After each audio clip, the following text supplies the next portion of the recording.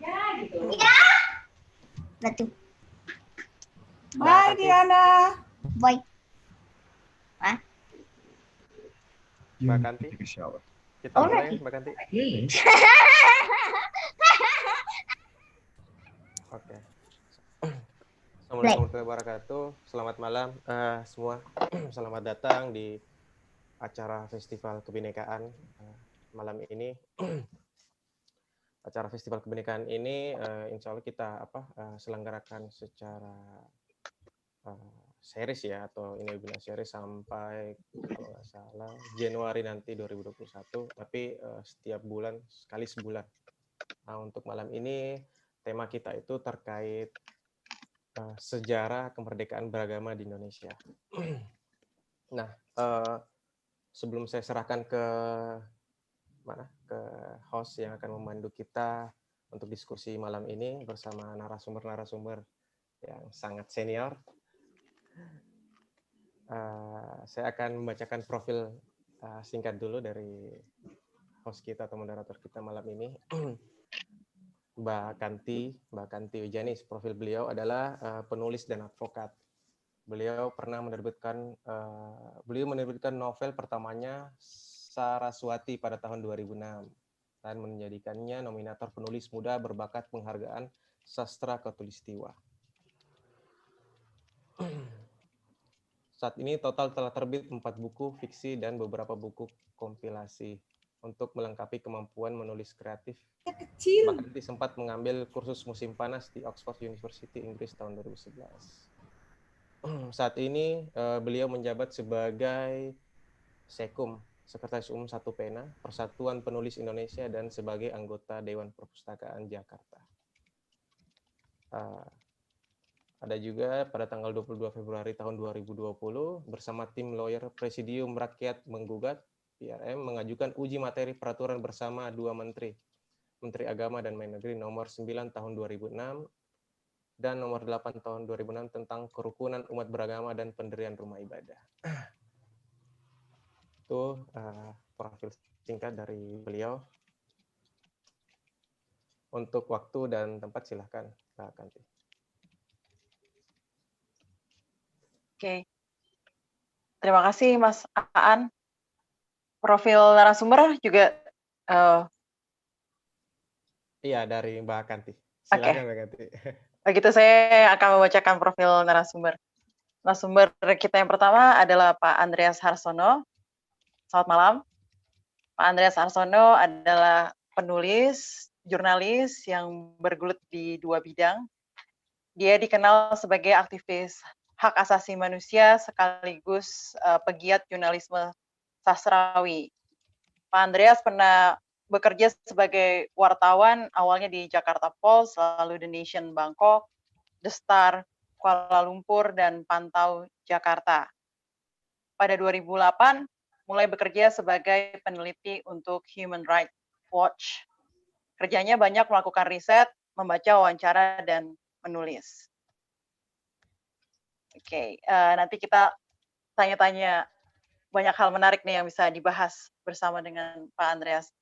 Lalu saya membacakan profil narasumber yang kedua, yaitu Bapak Dr. Zainal Abidin Bagir.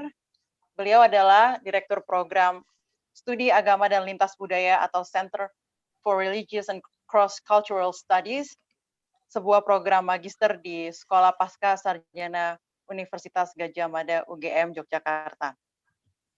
Ia juga merupakan anggota Dewan Pembina Konsorsium Indonesia untuk Kajian Keagamaan, ICRS Jogja, mewakili UGM. Pada tahun 2009, ia diangkat sebagai Indonesian Associate for UNESCO Chair in Interreligion and Intercultural Relations Asia Pacific. Dan Pak Zainal menerima gelar doktor di Departemen Sejarah dan Filsafat Sains Universitas Indiana, Amerika Serikat. Oke, baik.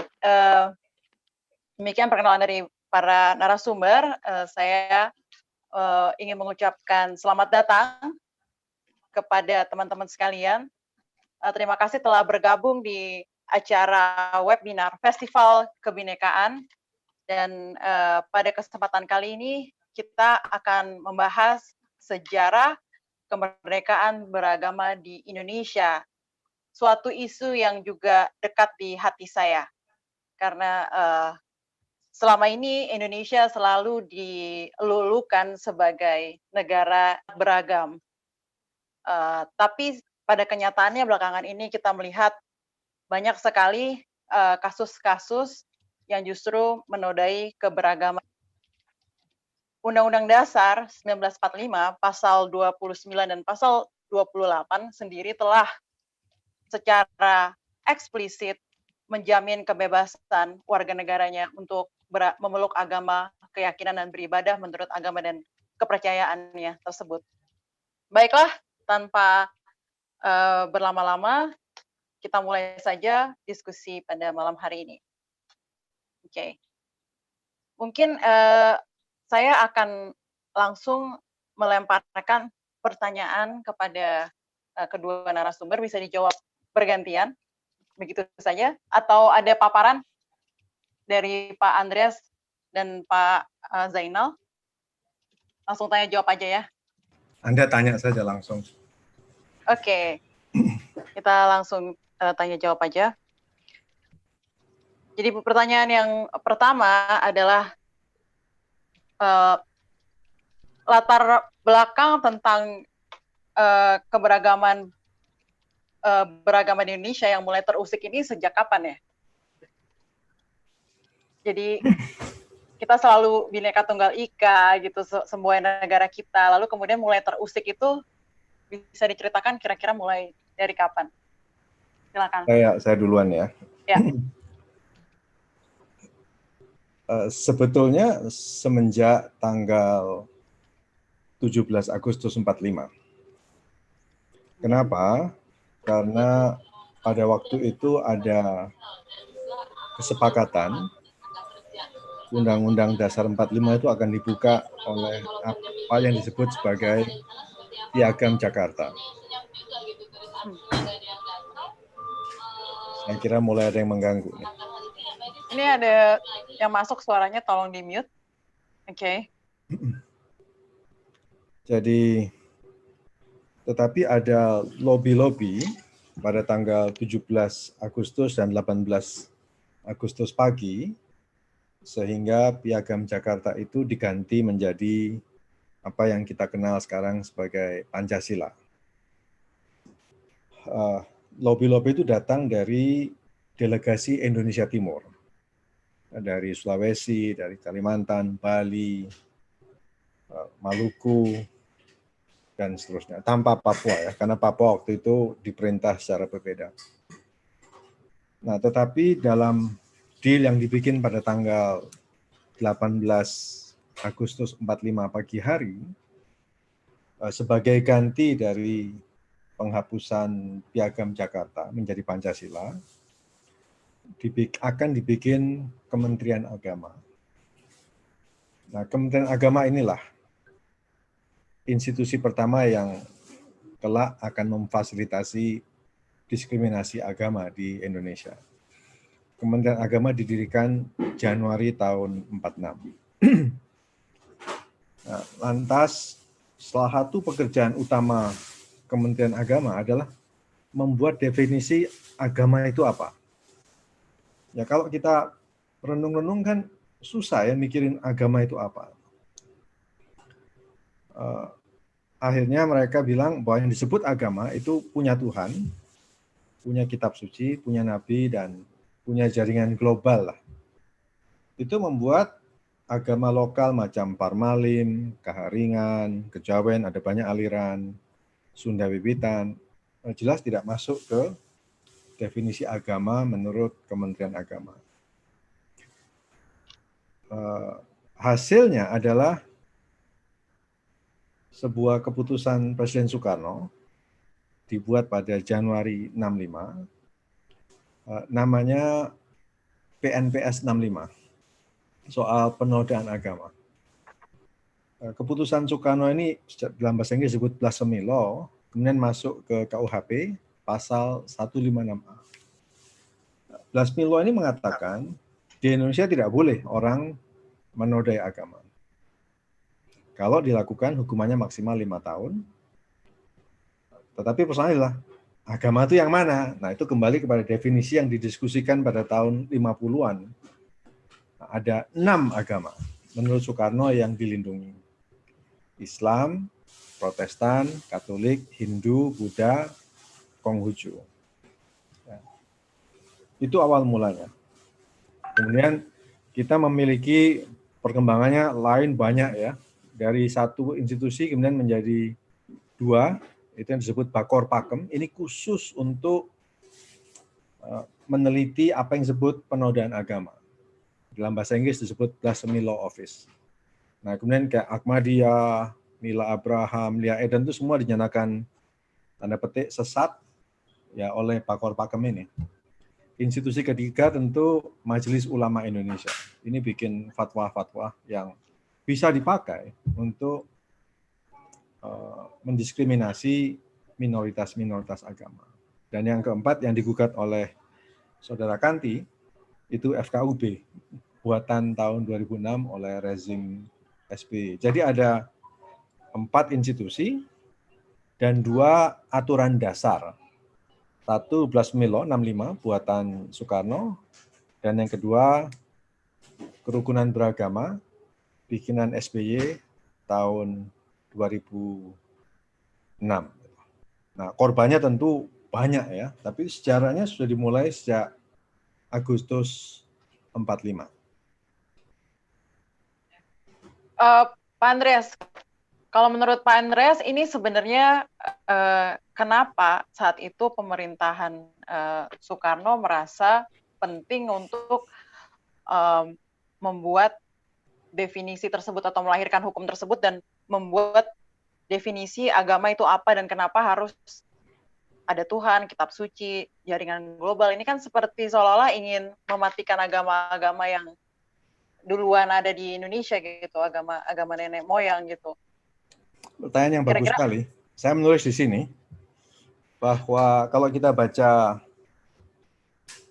keterangan Soekarno maupun beberapa catatan pada waktu itu ada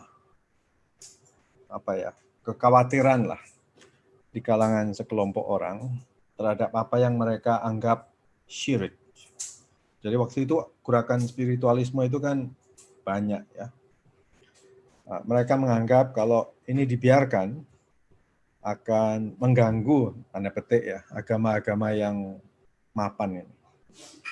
Nah, salah satu agama kecil yang dilarang waktu itu tahun 64 sebelum Soekarno bikin peraturan pada Januari 65 adalah apa yang disebut agama Jawa Sunda. Tetapi dia disingkat ADS. Jadi kalau Anda pergi ke daerah Kuningan sekarang ini, bilang ADS itu adalah agama Jawa Sunda. Karena Jawa dulu kan DJAWA. Sekarang disebut Sunda WWA. Jadi pada tahun 64, agama Jawa Sunda itu dilarang, dan itu yang kemudian menjadi dorongan mengeluarkan pasal penodaan agama pada tahun 65. Oke. Apakah saat itu agama Jawa Sunda begitu memiliki pengaruh besar di masyarakat sehingga mungkin ada kekhawatiran pengaruh pemerintah pusat ini bergeser gitu? Oh iya, saya lupa persis, pada tahun 36 atau 38 ya, Gunung Ciremai itu hendak meletus. Nah, ada ratusan orang ADS dipimpin oleh kepala mereka, itu membawa gamelan ke kaki gunung. Mereka main gunung, main gamelan, ternyata gunungnya nggak jadi meledak. Nah, itu membuat ADS jadi populer di kalangan orang sekitar Cirebon, Kuningan, Banjar gitu ya. Nah, itu yang membuat ADS itu dianggap populer. Jadi ADS ini selalu agama kecil, agama lokal, selain Kejawen, Kaharingan, Parman, dan lain-lain. Ada 400 lebih agama lokal di Indonesia. Itu dianggap ya, mengganggu lah agama-agama yang utama. Oke. Nah, sekarang kita mungkin beralih ke Pak Zainal. Pak Zainal, pertanyaan yang sama, mungkin ada perspektif lain. Mic-nya masih mute. Ya, sebetulnya jawaban saya kurang lebih sama Mas Andreas. Saya akan mulai dari 17 Agustus 45, tapi sebetulnya supaya beda ini ya, kalau mau ditarik lebih jauh lagi, kita bisa bicara sebetulnya bahkan dari masa penjajahan Belanda. Itu isu yang mungkin isu yang mungkin lebih mendasar secara umum ya. Tadi Mas Andreas sudah dengan ya saya sangat setuju dengan menyebut dua aturan itu sebagai isu yang sangat besar. Kalau mau agak lebih dalam dan agak lebih jauh, saya kira kita bisa melihat salah satu isunya ada di paradigma hubungan antara agama dengan negara. Seperti apa sih? Apakah negara itu berdasarkan agama, negara mengatur agama dan sebagainya. Dan ada kegamangan di soal itu, dan itu sudah mulai sebetulnya sejak zaman Belanda. Termasuk misalnya kalau kita mau lihat, kita punya sekarang pengadilan agama di sini itu juga sebetulnya juga sudah mulai dari zaman Belanda. Jadi mengakomodasi kelompok tertentu sambil menekan kelompok yang lain. Itu kelompok agama, kelompok yang berdasarkan adat, berdasarkan etnis dan sebagainya. Sebetulnya sudah mulai kebijakan semacam itu di zaman Belanda, kebetulan terus diteruskan ke zaman Jepang. Keberadaan Kementerian Agama misalnya itu sudah bisa kita lihat ada di masa Jepang, dan itu tentu bukan untuk mewakili semua agama, tapi untuk mewakili kelompok yang mau bekerja sama dengan Jepang. Jadi dikasih sesuatu, tapi mereka harus melakukan sesuatu. Kalau Anda lihat beberapa belakangan ini kan cukup banyak film sejarah ya.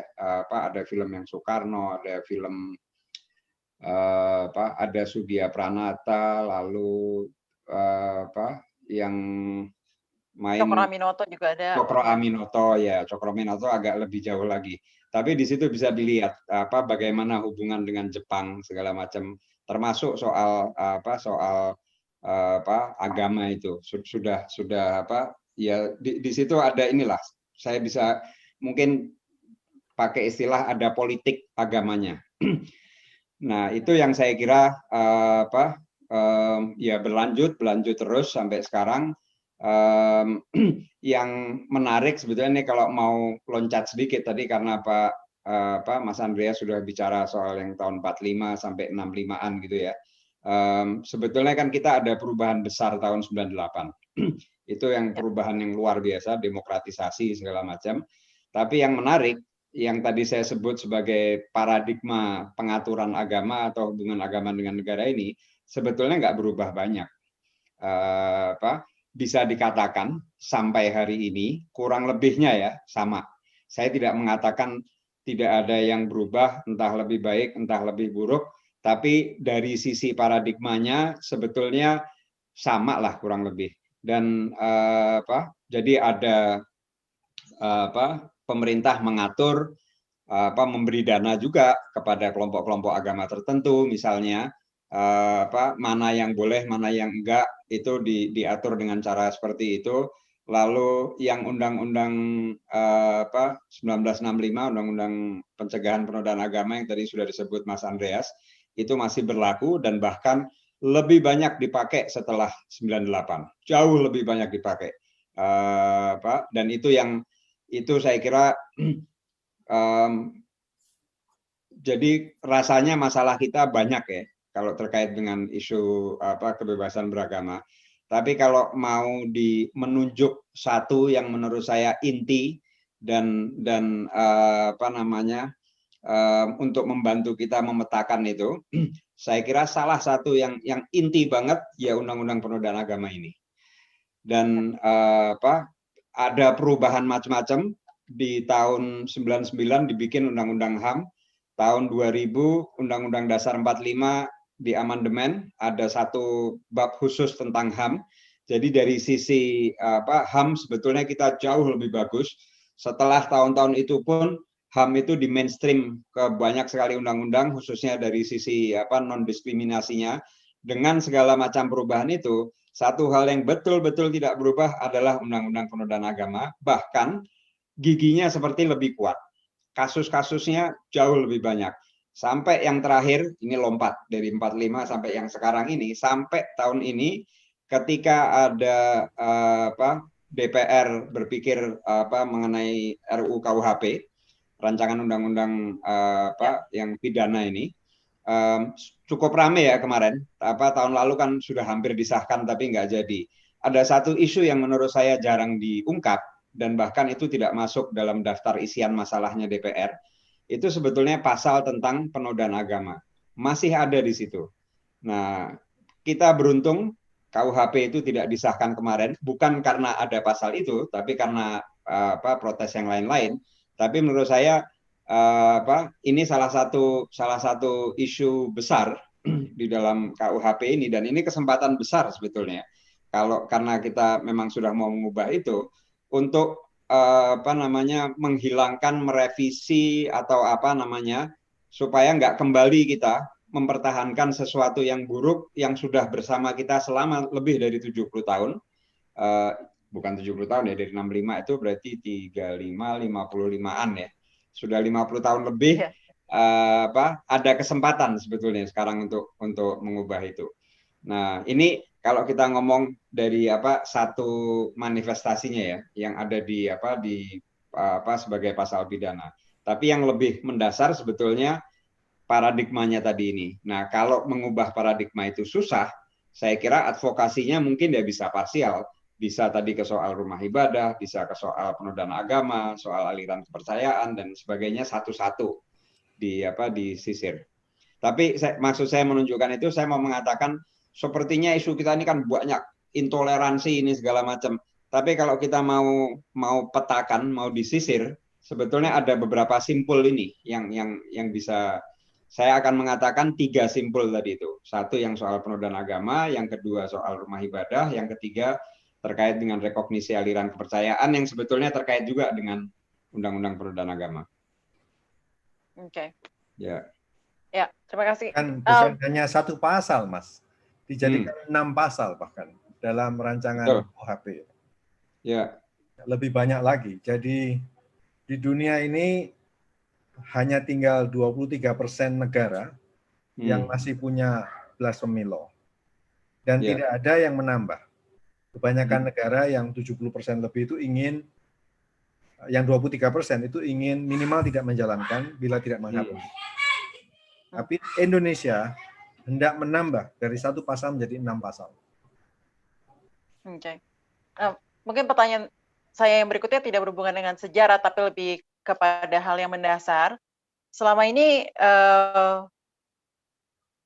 pemerintah selalu mengatakan negara berdasarkan juga dasar negara kita Pancasila, ketuhanan yang Maha Esa. Maka siapapun warga negara Indonesia wajib untuk mengakui bahwa dia memiliki mengakui ketuhanan yang Maha Esa. Dan hal ini akhirnya dipersempit menjadi bahwa setiap orang harus mengakui 6 agama yang tadi diakui oleh pemerintah. Nah, pertanyaan saya, apakah menurut Pak Andreas dan Pak Zainal, soal ketuhanan ini, kalau mengikuti dasar negara kita memang harus dihubungkan dengan agama?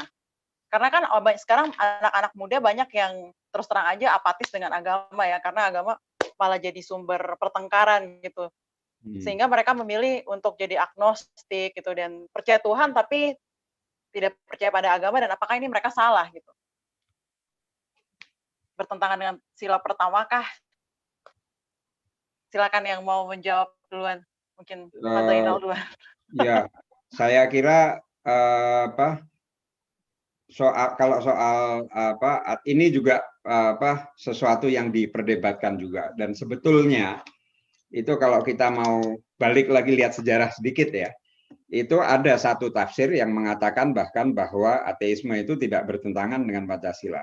Dan jangan terkejut, yang mengatakan tafsir itu adalah Kiai Haji Agus Salim. Dia pernah menulis itu dan kurang lebih mengatakan seperti itu. Jadi ini soal tafsir juga. Nah, persoalan ini menjadi seringkali persoalannya kan dibuat lebih rumit karena ateisme dikaitkan dengan komunisme dan komunisme itu akan bangkit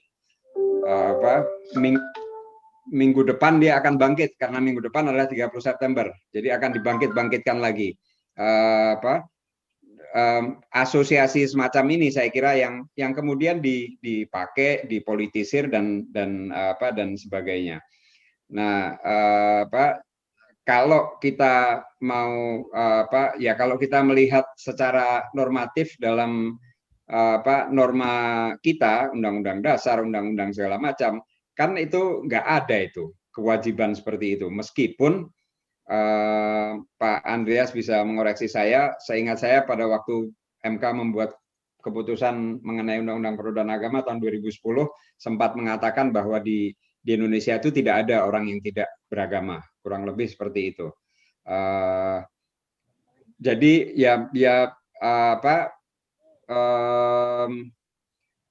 saya kira bermainnya terus di soal tafsir dan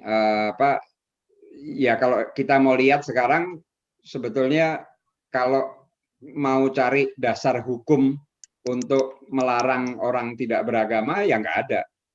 Tapi kalau Anda tidak beragama lalu Anda menulis di Facebook dan Anda punya musuh, nah bisa dicari-cari dan itu sudah terjadi. Ada seperti misalnya yang Alexander Aan itu segala macam. Jadi ya begitulah situasinya seperti itu saya kira. Pak Andreas ada tambahan? Setuju 100%. Ya, karena dengan argumen ini juga setiap organisasi atau ormas apapun itu mereka harus mencantumkan bahwa mereka sesuai dengan Pancasila ketuhanan yang Maha Esa itu juga. Oke. Persoalannya ada di KTP ya. Jadi itu diwajibkan. Nah ini menarik juga nih. KTP tuh mulai menulis kolom agama setahu saya tuh baru tahun 67. Lalu kenapa tiba-tiba setelah tahun 67 harus ada kolom agama? Padahal kalau kita lihat di SIM maupun di paspor itu tidak ada status agama gitu. Ini kenapa? Mungkin bisa diceritakan dari segi politisnya juga. Pasti ada maksud-maksud tertentu kenapa ada kolom agama setelah tahun 67. Orang-orang yang males mikir itu mengatakan kalau nggak ada kolom agama, nanti saat dia meninggal dimakamkan dengan cara apa? Itu orang yang malas berpikir selalu begitu argumentasinya. Tetapi kolom itu jelas menciptakan diskriminasi. Sunda Wiwitan, karena tidak diakui dalam 6 agama tersebut, kalau mau menikah, dipaksa harus memilih salah satu. Kalau enggak ya, menikah secara Sunda Wiwitan tidak diakui negara. Punya anak, akte kelahiran ditulis hanya orang tua ibu, enggak ada orang tua ayah.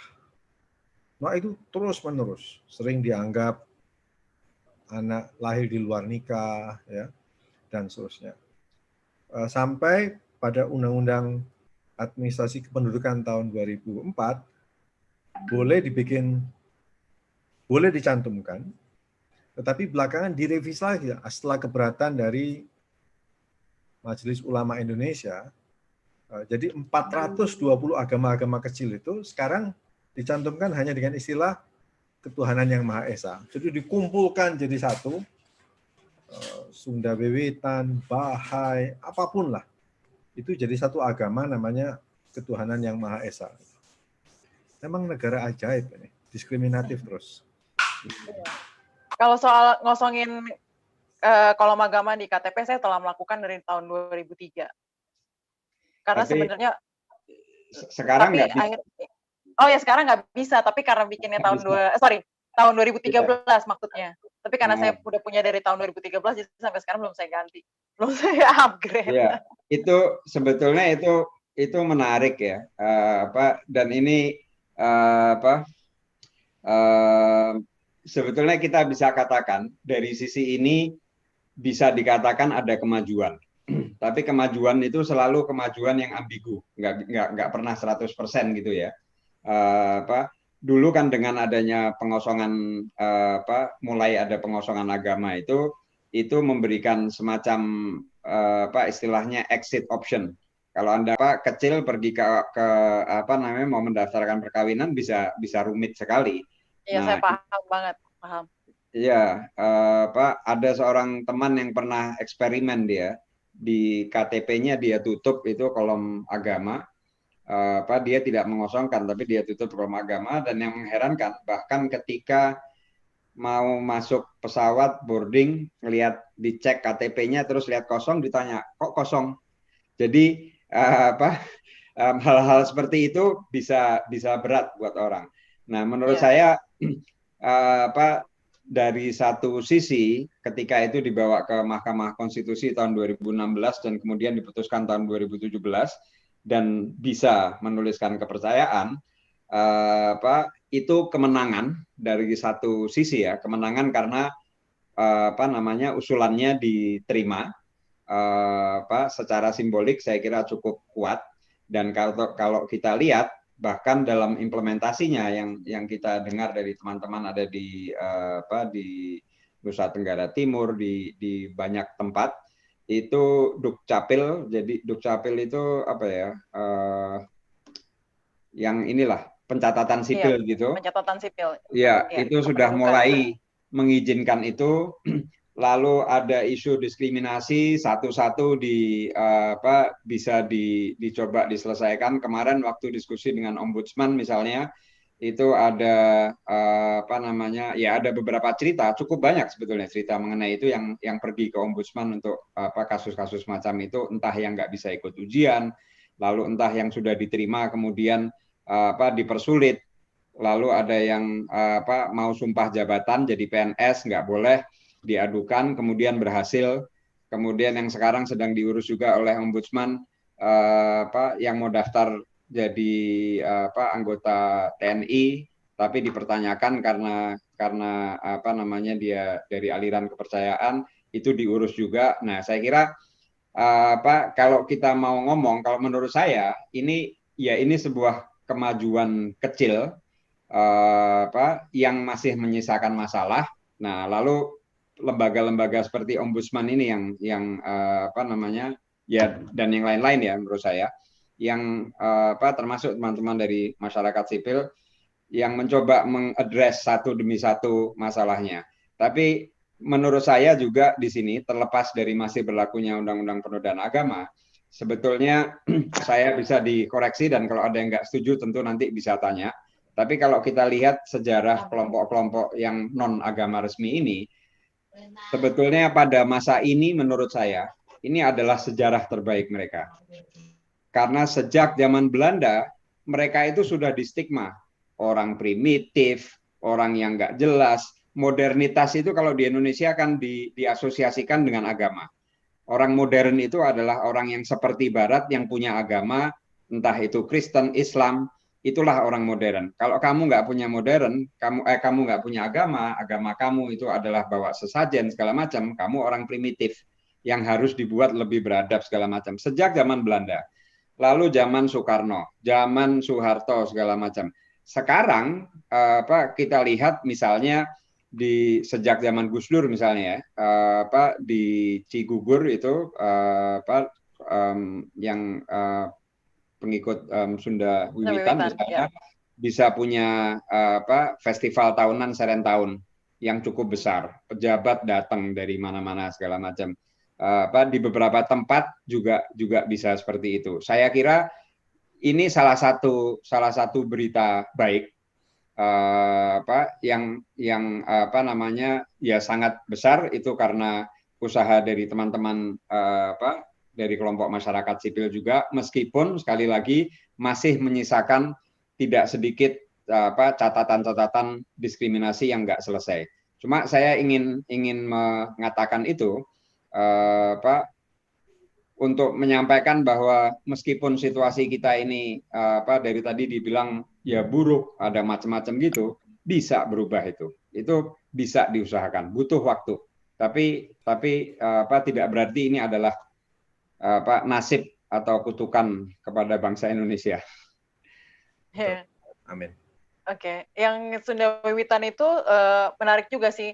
Saya rentauan, kebetulan saya juga dekat dengan teman-teman di sana. Memang satu sisi bagus, tetapi di sisi lain pemerintah daerah itu masih menganggap Serentahun sebagai objek wisata gitu. Ketika yang kasus yang terbaru, ketika mereka mau mendirikan pemakaman keluarga, itu kan sempat ada penyegelan gitu dari pemerintah yang sama, yang mensupport Serentahun gitu. Jadi kita masih ada beberapa catatan. Boleh saya nambah sedikit yang soal wisata tadi ini. Sebetulnya menurut saya ya, itu menarik yang di Cigugur itu kan salah satu rekognisi mereka bukan sebagai agama, tapi misalnya Paseban itu mendapatkan status sebagai keraton. Jadi bukan agama tapi keraton, tapi itu sebuah bentuk rekognisi. Kemudian kalau yang terkait dengan soal wisata, ada teman saya, temannya Mas Aan juga yang lama dia tinggal bersama dengan komunitas Amatoa di Sulawesi dan sampai sekarang sudah sekian tahun dia masih mengadvokasi komunitas itu.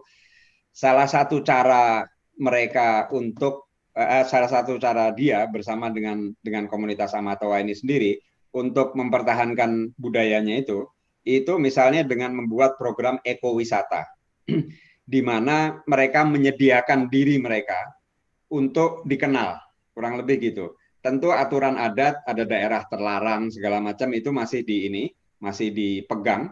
Tapi mereka bikin program yang ya kurang lebih disebutnya ekowisata dan kemudian didukung oleh Kementerian Pariwisata. Tapi sejak awal dengan sadar mereka meniatkan ini bukan cuma cari duit atau apa, tapi ini untuk sebuah proses pendidikan. Nah, saya kira strategi-strategi semacam itu yang meningkatkan rekognisi komunitas tertentu itu penting dicoba. Isu kita mungkin isu kebebasan beragama, tapi strateginya bisa macam-macam. Oke, baik. Sekarang saya kembali ke Pak Andreas. Pak Andreas kan selama ini sangat kencang mengadvokasi, menyuarakan berbagai penindasan yang terjadi terhadap teman-teman kita yang minoritas. Walaupun sebenarnya saya nggak suka ya pakai istilah mayoritas-minoritas, tapi di sini di negara kita masih sering terjadi pengkelasan seperti itu, mulai dari masalah Ahmadiyah, GKI Yasmin, SIA sampai Sunda Wiwitan kan Pak Andreas ini sangat aktif terlibat gitu ya menyuarakan. Nah gimana tuh selama ada perasaan lelah nggak? Dan mungkin bisa sharing perjuangannya itu seberapa berat gitu.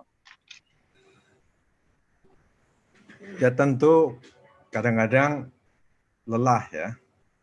Kayak waktu ada seorang perempuan dengan masalah disabilitas mental masuk ke masjid, memakai sepatu, membawa anjing kecil dia. Ya menurut saya ya ini orang punya disabilitas, kenapa harus dibikin repot gitu. Atau ada lagi satu di Pandeglang sampai sekarang masih di penjara karena penodaan agama Islam. Dia nulis buku, dia itu bikin buku yang bisa meramal nasib dengan melihat nomor telepon. Ya saya nggak percaya, tapi kan dia percaya banget itu. Dia minta nomor telepon saya, lantas dia ramal saya. Sedih gitu ya. Cuman ya ini kan namanya komunitas spiritual gitu. Ada satu saat yang tiba-tiba kirim pesan lewat Facebook ke saya. Saya sudah sembayang gitu dalam pengertian dia. Saya usul agar website mereka itu diperbaiki. Diperbaiki artinya jangan rata kanan. Kalau Anda belajar news design, saya belajar news design, rata kanan itu membuat mata cepat lelah. Nah, karena mereka serius bikin website, saya bilang tolong jangan dibuat rata kanan, rata kiri saja. Dia bilang, oh ya. Beberapa hari kemudian dia balik tanya saya, kami sudah konsultasi dengan Tuhan. Dan menurut Tuhan, apa yang dikatakan Mas Andreas itu benar. Ya, ini mau ngomong apa begitu ya, tapi hal begitu itu terjadi gitu. Atau kadang-kadang ya namanya juga masyarakat ya. Kadang-kadang lelah, tapi juga saya juga pernah heran ketika ada sebuah komunitas agama itu minta bila kita webinar begini, yang perempuan harus menutup layar ya kayak saya begini nih, layar begini jadi hitam. Saya bilang itu nggak masuk akal, itu mendiskriminasi perempuan. Tapi itu juga terjadi.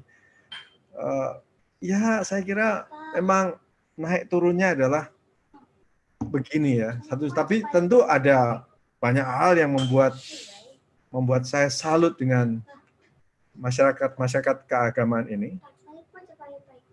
Mereka please go ahead. Sorry. Solidaritas mereka, kemudian kerjasama mereka, daya tahan mereka. Lihat GKI Yasmin itu sejak tahun 2006 sampai sekarang sudah berapa tahun itu mereka bikin kebaktian di Monas setiap 2 minggu sekali, atau HKBP Philadelphia. Itu mengagumkan. Atau saya beberapa kali diajak ke Masjid Ahmadiyah, tentu salut dengan solidaritas mereka. Oke. Nah, ini pertanyaan terakhir saya sebelum kita masuk ke sesi tanya jawab dengan para peserta. Mengapa isu kebebasan beragama dan beribadah ini penting untuk kita lindungi dan terus kita suarakan? Silakan Pak Zainal duluan. Kenapa? Ya, karena harus, maksud saya Pak Andreas kan nggak lelah-lelah nih, sama juga dengan Pak Zainal terus bekerja di isu ini. Ya, ini masalah. Sudah jelas semua orang setuju, ini adalah masalah harus kita selesaikan. Bahwa kita punya masalah lain, ada orang punya prioritas yang berbeda-beda, ada masalah ekonomi, ada masalah macam-macam, iya. Tapi ya ini masalah harus diselesaikan, itu satu. Kemudian kalau kita mau bicara dalam konteks cita-cita demokrasi, salah satu indikator penting dalam demokrasi itu adalah bagaimana kita memperlakukan kelompok yang kecil, yang tadi nggak enak nyebut minoritas ini, karena demokrasi itu kan suara rakyat, dan dalam pemilu itu namanya suara terbanyak, tapi tidak berarti menjadi mayoritarianisme. Kualitas demokrasi, demokrasi kualitasnya macam-macam. Demokrasi itu bukan cuma ada atau tidak ada pemilu atau enggak. Tapi salah satu kualitas demokrasi dilihat dari bagaimana kelompok yang kecil, yang suaranya kalau di pemilu kalah ini, bagaimana kelompok ini diperlakukan. Kalau dia diperlakukan dengan baik, maka maka itu demokrasi yang tingkat tinggi. Dan dalam hal ini bukan cuma minoritas agama ya, tapi termasuk kelompok difabel misalnya. Itu kelompok rentan yang politisi mungkin nggak tertarik itu untuk membeli suara mereka. Jumlahnya berapa misalnya, apakah mereka, jadi bisa dihitung-hitung gitu kan kalau orang ngomongnya pemilu. Tapi kalau itu diperlakukan dengan baik, dihargai, dihormati, bahkan lebih baik daripada yang mayoritas, itu kualitas yang tinggi sekali. Nah, kalau kita concern pada kualitas bangsa Indonesia dan mau menaikkan peradaban kita, maka salah satu kuncinya ada di situ. Saya sepakat banget, demokrasi itu sekarang cuma dikecilkan menjadi soal memilih di balik bilik suara, dan itu sama sekali tidak menunjukkan bangsa yang demokratis. Pak Andreas gimana? Kenapa terus semangat untuk melindungi kebebasan beragama dan beribadah di Indonesia? Karena saya ingin tidak terjadi kekerasan dalam skala yang jauh lebih besar lagi. Ya. Demokrasi ini tidak sekedar mencoblos. Di Indonesia tingkatnya baru elektoral demokrasi, baru mencoblos. Demokrasi yang bermutu itu melindungi hak asasi manusia. Bahkan satu orang yang haknya ditindas, itu harusnya membuat demokrasi itu terganggu. Kita enggak. Kita ini biasa mendiskriminasi kelompok-kelompok yang kecil. Mereka takut, mereka tentu diam saja. Dan kita membiarkan itu terjadi selama puluhan tahun. Nah, kalau ini terus-menerus terjadi, mereka jadi bulan-bulanan. Ya, setiap kali ada masalah, salahkan Ahmadiyah, ada masalah, salahkan lagi siapalah orang Papua atau siapapun, orang Tionghoa dan seterusnya. Ya buntutnya atau orang Madura di Kalimantan, buntutnya nanti akan jadi kekerasan besar. Setelah Soeharto mundur pada tahun 98, di Aceh ya ada kekerasan terhadap orang Jawa, tapi juga oleh negara terhadap orang Aceh. Banyak minoritas Jawa di Aceh lari ke Riau dan Jambi. Di Kalimantan orang Madura 6.500 dibunuh. Sampai sekarang satu pun pembunuhnya tidak ada yang dihukum. Di Poso, di Sulawesi ya, kemudian di Maluku Selatan 10.000 orang mati, di Maluku Utara 15.000 orang mati, Papua, Timor Leste. Ini semua terjadi karena demokrasi kita baru pada tingkat yang sangat dasar. Kalau kita nggak beresin ini, pembunuhan massal akan terus terjadi. Dan setiap kali terjadi pembunuhan, kayak tahun 65, kayak tahun 98, atau tahun 45, peradaban kita ini mundur entah berapa lama. Dan akar kekerasan akan makin dalam. Nah, kalau kita nggak lakukan itu, kekerasan akan terjadi terus-menerus. Sehingga kita harus bekerja keras menghilangkan diskriminasi di Indonesia. Bila kita mau punya masyarakat yang lebih bermutu di Indonesia, tidak terjadi kekerasan besar, nah kita harus bekerja sama. Kita harus melawan diskriminasi, bukan hanya terhadap minoritas agama, juga terhadap perempuan, terhadap individu LGBT, lesbian, gay, biseksual, dan transgender, maupun minoritas-minoritas etnik, orang Jawa di Sumatera, atau orang Madura di Kalimantan, atau orang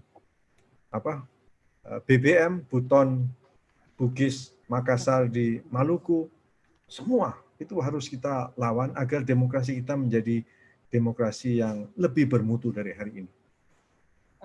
Demokrasi yang tidak memihak ya, demokrasi yang melindungi semua warga negara Indonesia. Dan harus setara. Ya, setara. Oke, sekarang saya masuk ke sesi tanya jawab. Mas Aan tolong dibantu, teman-teman yang mau tanya bisa raise hand. Nanti Mas Aan tolong dibuka aja mic-nya bagi teman-teman yang udah raise hand dan siap bertanya. Jangan disia-siakan, ini karena narasumbernya dua orang yang sangat berkapasitas di dalam isu ini. Ini udah ada ya. Pak Bayu. Mas Aan tolong langsung dibuka aja ya nanti mic-nya. Ya, silakan. Assalamualaikum, Mbak. Selamat malam. Waalaikumsalam warahmatullahi wabarakatuh. Saya dari Riau nih, Pak. Jadi tadi kan Bapak udah baik kepada pertanyaannya kepada narasumber lah, Bu. Jadi kan gini, Bu. Saya dari Jemaat Ahmadiyah. Jadi ada yang baru baiat, lalu dapat diskriminasi terhadap kepala desa dan masyarakat sekitarnya kayak gitu.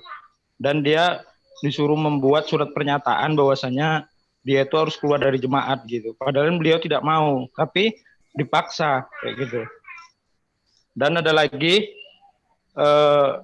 ini yang kedua, pertanyaan kedua.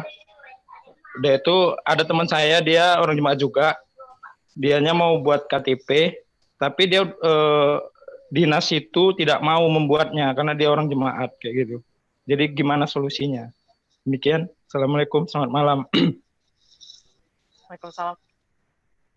Kita tampung dulu, mungkin 3 penanya baru dijawab.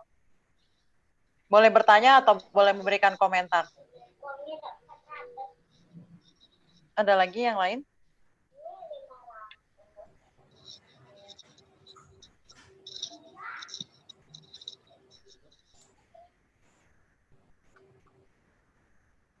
Mungkin Mbak Nilam nih, ada teman saya nih, Mbak Nilam.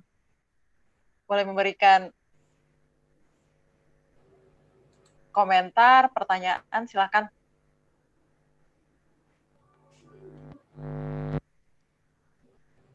Udah nyala mic-nya Mbak Nilam.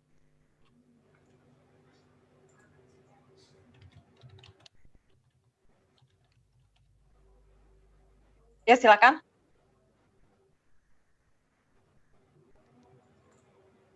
Pak atau Pak Satria. Pak Satria dari STAN nih.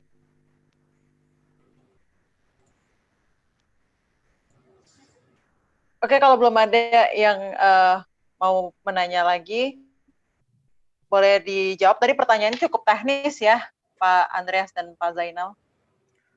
Saya Kalau jawab dulu ya. Ya. Pak Bayu, bila ada siapapun orang ditekan kayak begitu, Anda harus berani setidaknya lapor ke Ombudsman. Bisa tulis surat, bisa kirim email, sekarang kirim email gampang. Anda bisa ke website Ombudsman, bilang bahwa kami tidak mendapatkan pelayan publik yang menjadi hak kami sebagai warga negara Indonesia. Nanti Ombudsman akan mengirim surat ke kepala desa atau siapapun yang tidak mau mengeluarkan surat atau yang melakukan tekanan-tekanan agar ditindak. Bila ada polisi yang terlibat, Anda bisa lapor ke Propam tentu di tingkat provinsi. Kalau nggak cukup bisa ke Irwasum. Itu polisinya polisi yang ada di Jakarta. Kami ini orang kayak Mbak Kanti, Mas Zainal, itu sering berhubungan dengan banyak sekali pejabat negara. Banyak pejabat negara kita ini yang orang yang mengerti, orang yang baik. Betul ya, Mas Zainal ya? Mbak Kanti ya? Banyak Ya, sekali. lumayan. Ya, saya kadang-kadang ngopi-ngopi sama mereka itu, hey, orang-orang ini pikirannya sama dengan kita, gitu. Mereka juga nggak senang. Mereka bicara soal polisi lah, jenderal atau menteri. Mereka bilang nggak benar itu. Laporkan. Cuman sering kita nggak tahu bahwa itu tidak benar. Sering kita khawatir tidak akan menang. Harus lapor. Harus didokumentasikan. Kalau keadaan sangat buruk karena ada ancaman kekerasan, minimal ditulis. Minimal bikin buku harian, didata, didokumentasikan. Saya selalu suka dengan cerita Anne Frank. Seorang gadis kecil terpaksa sembunyi di sebuah rumah di balik tembok di Belanda ketika terjadi diskriminasi dan kekerasan terhadap orang Yahudi. Anda tahu perang dunia itu ada 6 juta orang Yahudi dibunuh. Total di dunia waktu itu 75 juta orang mati terbunuh. Jadi luar biasa, nggak ada harapan. Tapi dia menulis buku harian. Dan kelak buku harian dia inilah yang menjadi dokumentasi yang mungkin yang paling terkenal tentang diskriminasi, kekerasan, pembunuhan terhadap orang Yahudi di Eropa. Jadi mencatatlah. Anne Frank adalah contoh yang bagus sekali. Dicatat.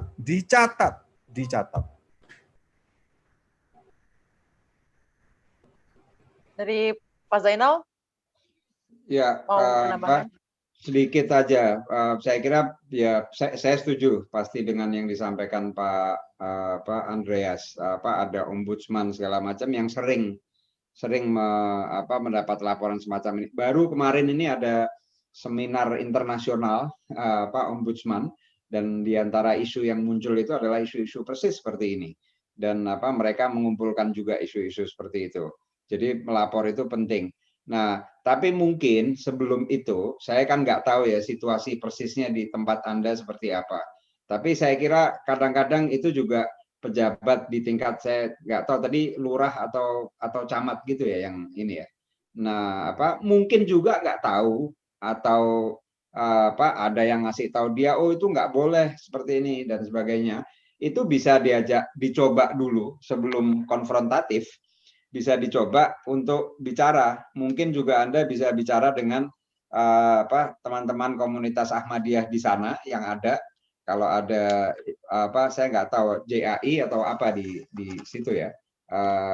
Mungkin ada yang bisa bicara seperti itu dan mengatakan bahwa ini nggak benar. Kalau mereka membawa SKB Ahmadiyah, bisa dikasih tahu di SKB Ahmadiyah nggak ada itu yang mengatakan orang dilarang jadi Ahmadiyah.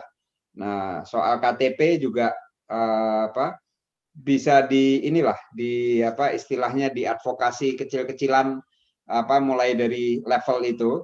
Kan kemungkinan ya kalau komunitas kayak gitu saling kenal atau kenal sama adiknya Pak Lurah atau temannya atau mulai dari ngobrol-ngobrol seperti itu. Nah, kalau nggak bisa naiklah ke atas ke ombudsman dan sebagainya tadi itu. Jadi seringkali memang gitu, ya kadang-kadang orang nggak tahu, dipikir memang ya begitulah. Jadi ya kita mulai dengan kalau kita mau prasangka baik, orang ini nggak tahu, ya dikasih tahu aja dulu. Kalau ternyata dia tahu dan memang sengaja melarang, ya naik ke level yang lebih tinggi. Oke, terima kasih.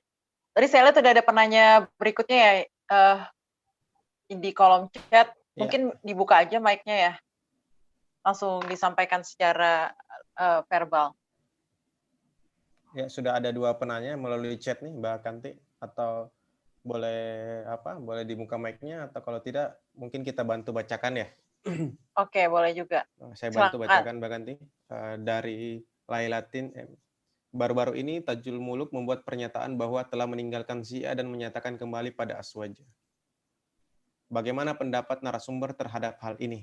Nah, itu pertanyaan yang pertama di chat, Mbak Kanti. Selanjutnya ada pertanyaan kedua, tapi mungkin dijawab dulu atau seperti apa? Oh, sekalian aja ya kalau udah ada yang 2. Oke, pertanyaan kedua waktu. Dari Widya Nasefa. Peristiwa diskriminasi berbasis agama di Indonesia sering dilihat sebagai penyimpangan terhadap konsep HAM tentang kebebasan beragama. ICCPR 18, tapi ternyata tadi Pak Zainal bilang kasus-kasus diskriminasi berlandaskan Undang-Undang Penodaan Agama Blasphemy Law lebih banyak setelah tahun 98, di mana setelah itu sebetulnya secara teknis konsep HAM secara legal mulai diimplementasikan. Menurut narasumber, apakah HAM malah menyebabkan diskriminasi berbasis agama? Oke. Silakan Mbak Kanti. Silakan. Ke Pak Zainal dulu nih, mau menjawab keduanya atau salah satu, silakan. Ya, yang pertama agak susah. Maksud saya ya kalau orang mau berpindah agama atau berpindah keyakinan segala macam, tentu itu haknya ya. Nah, semoga aja nggak dipaksa. Kalau dipaksa tentu keliru. Dan dalam situasi seperti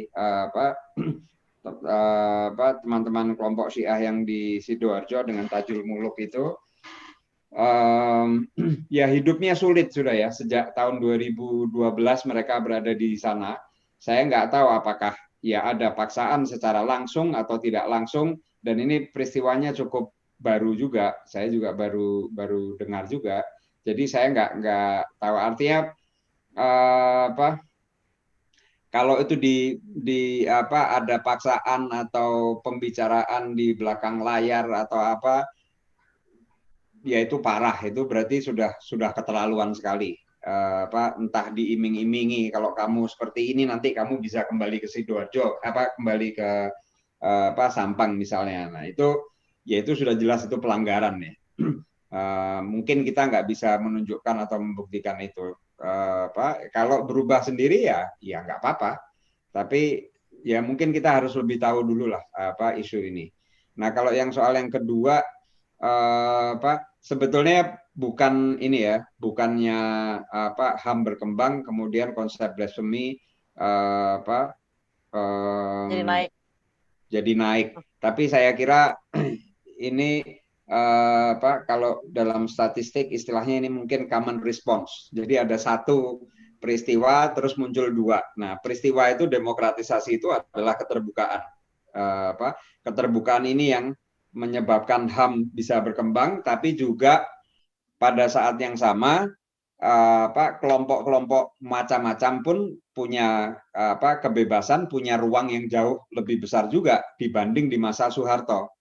Nah, jadi ketika ruang terbuka lebar, yang baik, yang berkembang bukan cuma good guys, tapi juga bad guys.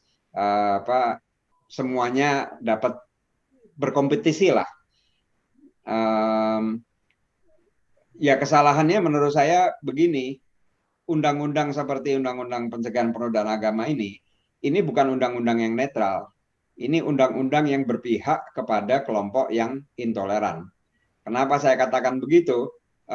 Jadi gini, maksud saya kalau orang kompetisi ya di ruangan yang terbuka ini, terus yang tadi mau disebut X dan Y atau good guys dan bad guys bersaing gitu, oke lah, ada yang naik turun, ada yang menang kalah segala macam.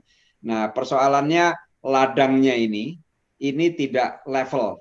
Jadi adanya undang-undang penodaan agama ini lebih menguntungkan kelompok intoleran. Dan Anda bisa lihat siapa yang pakai undang-undang itu. Sudah jauh lebih banyak itu siapa yang sering pakai ini. Yang sering pakai ya kelompok-kelompok tertentu yang memang mau senang melakukan mobilisasi, dan kemudian polisi juga gamang kalau ada orang laporan ya laporan harus ditindaklanjuti. Nanti akhirnya sampai ke jaksa, sampai ke hakim. Kalau sudah sampai ke pengadilan, pengadilan di demo segala macam, dan hakim-hakim, saya pernah bicara dengan beberapa hakim yang memutuskan kasus-kasus penodaan agama, mereka terus terang bahwa mereka mendapat tekanan massa segala macam sehingga sulit objektif. Nah, jadi saya kira itu ya. Jadi kalau mau dikatakan bahwa keduanya, berkembangnya HAM dan makin banyaknya blasphemy law ini adalah konsekuensi demokratisasi, saya kira ada benarnya. Tapi yang satu adalah intended consequence, yang satu lagi unintended consequence. Ya. Gitu. Karena kebebasan berpendapat juga setelah era Soeharto menjadi lebih lapang kan, lebih loose. Betul. Dulu orang-orang yang nakal-nakal dalam tanda petik ya nggak bisa bergerak, ditekan habis-habisan. Nah, begitu jatuh kan lalu balik yang dari mana-mana, yang tadinya di bawah tanah naik lagi dan sebagainya. Ya. Oke. Sekarang Pak Andres mau nambahin? Soal 300-an warga Syiah dari Sampang ya, yang sejak 8 tahun lalu tidak bisa kembali ke sana. Saya belum bertemu dengan Ustadz Tajul Muluk gitu, untuk tahu duduk perkaranya. Saya sudah lihat suratnya yang dia bilang dia mengundang ulama Ahlussunnah wal Jamaah menyaksikan dia mengucapkan kalimat syahadat dan masuk ke Sunni ya. Tetapi yang saya tahu, saya sudah catat bahwa negara Indonesia gagal untuk melindungi 300-an warga Syiah di Sampang itu. Hak mereka beragama dilanggar, hak mereka untuk mendapatkan kehidupan dilanggar, hak mereka akan rumah mereka dilanggar, tanah mereka, perempuan dan anak-anak mereka, pendidikan, pekerjaan, semua dilanggar. Baik itu pemerintahan Presiden SBY maupun pemerintahan Presiden Jokowi gagal untuk melindungi 300-an warga Syiah itu. Itu saya tahu benar. Bahwa mereka mengambil langkah ini, saya belum tahu duduk perkara. Saya harus bertemu mereka, bicara, dan seterusnya. Soal kenapa kasus penodaan agama naik setelah 98. Secara statistik, pada zaman Presiden Soeharto, hanya ada 10 orang di penjara karena pasal yang beracun itu ya. Kasus pertama itu HB Yasin, seorang editor. Kemudian kasus yang juga ramai itu Arswendo Atmowiloto, editor mingguan Monitor. Tapi semenjak tahun 2004, ada perubahan struktural.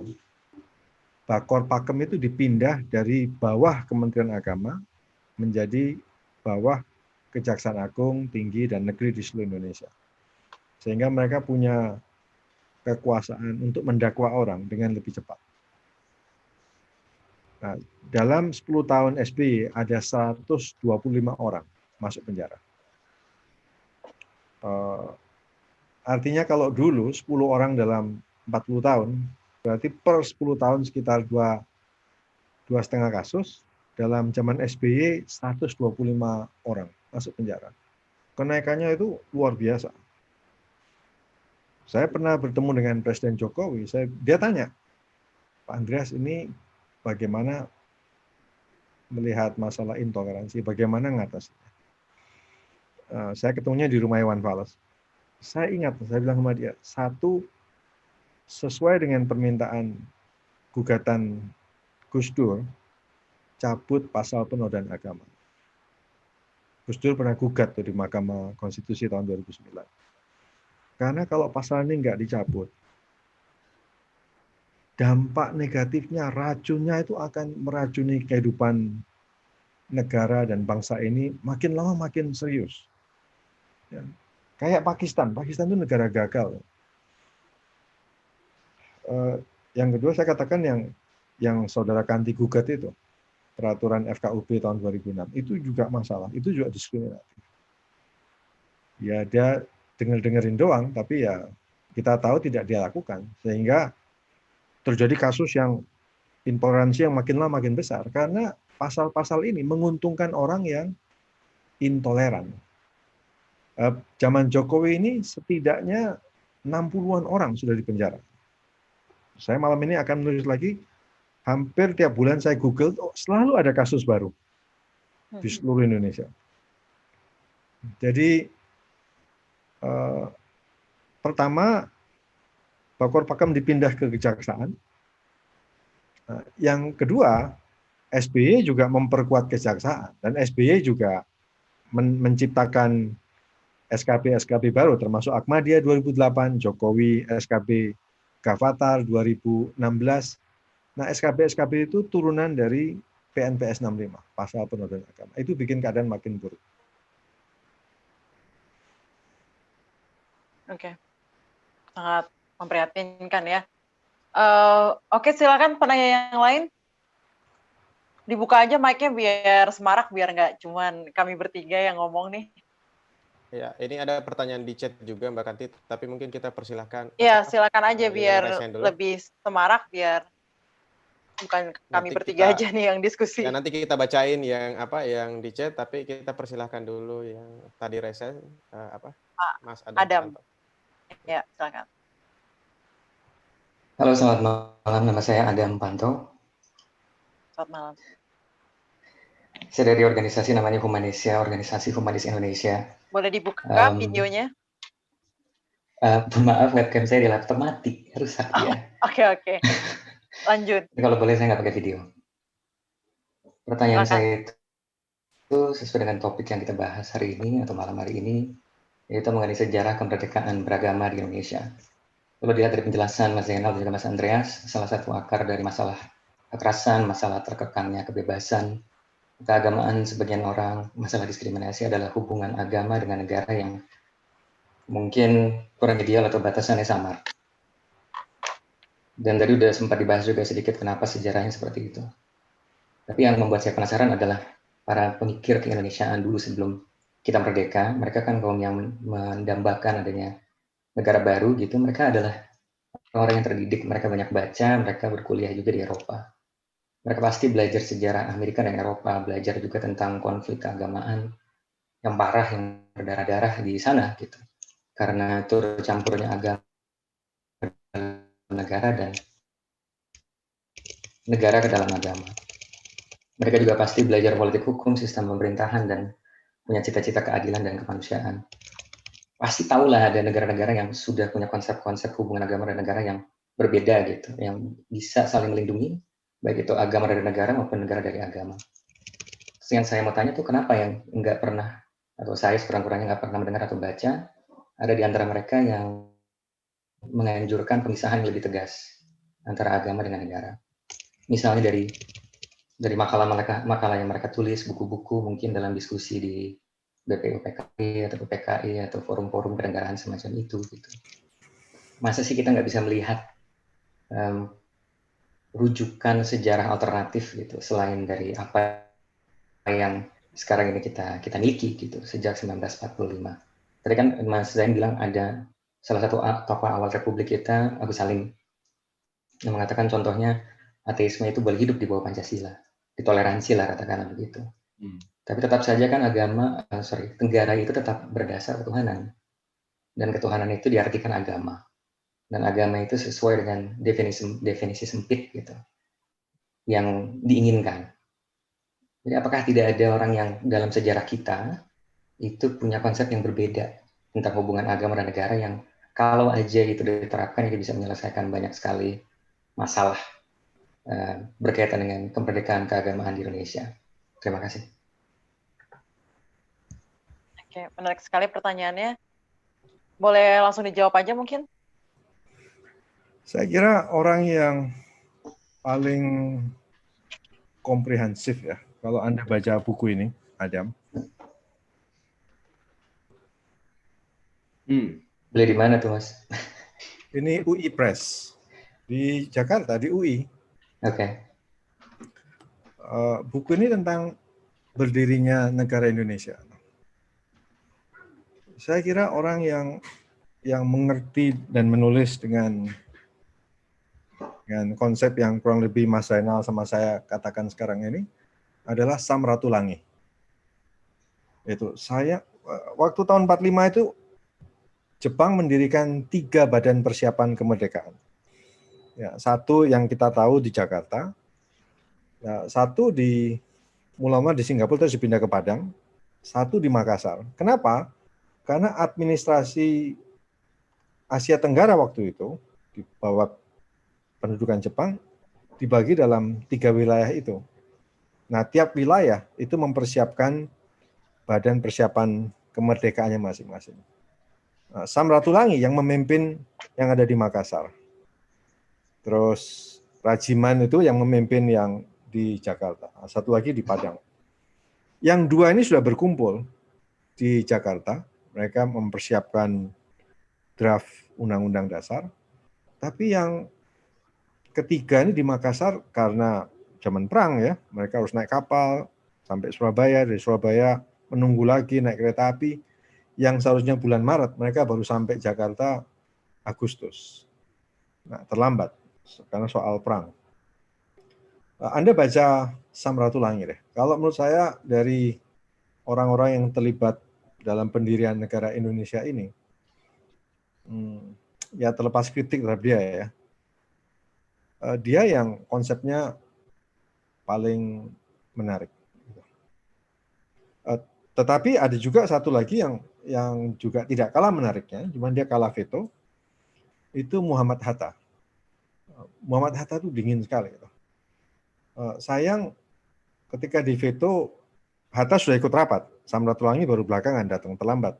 Tapi Hatta ini di kalah veto terus. 2 orang itu yang paling menarik. Soekarno ya seorang politikus. Anda tentu tahu bahwa yang membuat 11 pemilu itu Soekarno. Oke. Terima kasih, Mas. Pak Zainal mau ada yang ditambahkan? Iya, tadi Mas Pak Andreas nunjukin buku, saya mau nunjukin buku juga nih. Ini buku sejarah Risalah BPUPKI. Ini kalau di SMA mungkin nggak tertarik ya baca kayak gini, tapi tebel asik banget itu. tebel banget. Tapi ada halaman-halaman tertentu yang asik itu. Lihat bagaimana dulu perdebatannya yang cukup keras dan saya kira harus dilihat begini ya. Pada tahun 45 itu pilihannya apa sih? Ada pilihan negara yang tanpa agama dipisahkan strict. Ada yang berpikir begitu.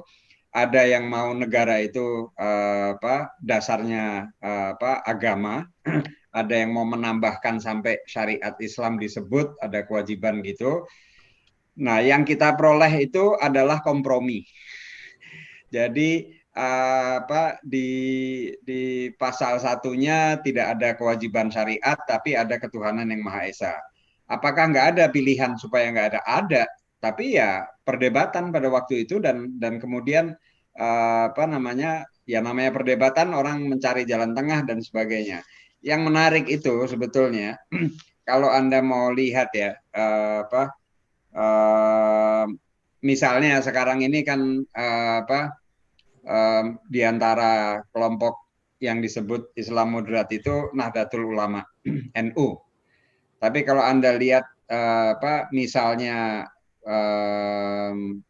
Anda baca ini pada tanggal 13 Juli 1945 itu ada di sini Kiai Haji Wahid Hashim itu memberikan dia menyampaikan misalnya diusulkan, saya baca dikit ya. Ini untuk menunjukkan asiknya ini. Diusulkan supaya pasal 29 diubah sehingga bunyinya kira-kira agama negara ialah agama Islam.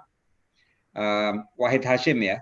Ini di NU, bukan kelompok yang keras-keras gitu, enggak. Nah, jadi ada yang begitu. Lalu kemudian setelah itu ada Wongso Nagoro. Ini salah satu tokoh yang kemudian dikenal sebagai tokoh aliran kebatinan itu, yang dia ngomong dia tercengang, dia bilang karena kalau nanti itu ini yang sebelum tanggal 17 ya, jadi masih ada Piagam Jakarta itu di Pancasila. Itu dia mengatakan kalau nanti ada syariat Islamnya, itu berarti negara boleh memaksa orang Islam untuk menjalankan syariat agama. Maka diusulkan pasal 29 ayat 2 itu ditambah dan kepercayaannya. Artinya itu asumsinya kewajiban menjalankan syariat Islam itu masih ada. Tapi kemudian pasal 29 ayat 2 ditambah kebebasan untuk memeluk agama dan menjalankan menurut agama dan kepercayaannya. Nah, dan kepercayaannya itu untuk memberikan space bahwa orang nggak harus ikut satu syariat, satu fikih tertentu, kurang lebih kayak gitulah. Itu salah satu tafsirannya. Nah, tapi intinya begini, jadi debatnya banyak pandangan dari sana sini, ada yang mau ini jadi negara Islam dan sebagainya. Nah, hasilnya adalah ya kompromi. Inilah sejarah kita. Yang menarik juga kan kompromi ini juga dipertanyakan lagi beberapa kali pada tahun 55. Jadi ketika ada kesempatan demokrasi, ketika ada kebebasan, isu ini muncul lagi. Tahun 55 itu adalah tahun ketika salah satu golden age juga lah untuk demokrasi itu, mau diubah segala macam, muncullah lagi pasal 29 diubah dong seperti yang dulu, yang sebelum tanggal 18 Agustus. Pada tahun 2000 ketika ketika Undang-Undang Dasar 45 mau diamandemen, muncul lagi. Dan itu pasal 29 itu adalah pasal yang paling lama dibicarakan selama amandemen, mulai amandemen kedua sampai keempat, dan akhirnya tetap nggak berubah. Tapi itu lama dibicarakan. Nah, jadi intinya ya itulah sejarah kita. Ada yang progresif sekali, ada yang sangat liberal, ada yang sekuler, sangat beragama, ada yang di tengah. Terus orang berdebat terus dan mencari sesuatu yang bisa diterima banyak kelompok. Nah, kita nggak bisa lari dari sejarah itu. Jadi ya udah, ya kita bekerja sebaik-baiknya pada saat sekarang tanpa bisa menafikan apa yang ada di belakang kita. Tapi orang pintar banyak, dan orang pintar ini juga lah yang dulu berdebat. Kalau dilihat bangsa kita tuh jadi habis energi ya soal agama yang sangat personal ini. Padahal dulu Sumpah Pemuda itu tidak ada yang deklarasi satu agama. Semuanya kan deklarasinya satu bahasa, satu bangsa, satu tanah air. Tidak ada yang deklarasi satu agama. Tapi setelah Indonesia merdeka, malah jadi sangat sibuk, energinya habis untuk mengurusi kepercayaan individu ya. Oke, waktu kita sudah semakin sempit, Mas Aan, tolong langsung dibacain aja. Mungkin dipilih satu. Oke. Kalau masih gitu, sempat Mbak dua-duanya. Kanti. Saya bacakan yang dari Mbak Nilam tadi, yang Mbak Kanti sempat sapa, tapi kata beliau speakernya bermasalah. Sebenarnya kan hubungan manusia dengan Tuhan itu adalah hubungan pribadi, tapi pada kenyataannya hubungan ini menjadi hubungan publik yang dimana beragama atau berkeyakinan pun diatur oleh negara. Yang jadi pertanyaan adalah, sebenarnya tujuan apa sih kenapa kebebasan beragama itu harus diatur oleh negara? Kemudian yang kedua, ketika ada persoalan terkait diskriminasi dalam beragama, sejauh ini menurutku pemerintah tidak fokus terkait bagaimana solvingnya. Nah, kira-kira action plan-nya apa yang harus kita lakukan? Kemudian yang ketiga, menurutku juga diskriminasi dalam beragama sama dengan pelanggaran HAM. Tapi sejauh yang kita lihat, mereka seakan hanya melihat seandainya memberikan rekomendasi ke pemerintah, tidak ada trigger ulangnya. Kalau seperti ini harusnya kita bagaimana? Kira-kira seperti itu. Oke. Nanti Itu udah semua ya? Oke, berarti satu menjadi... pertanyaan deh. Iya. Oke.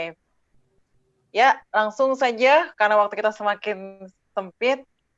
Pak Andreas, langsung dijawab.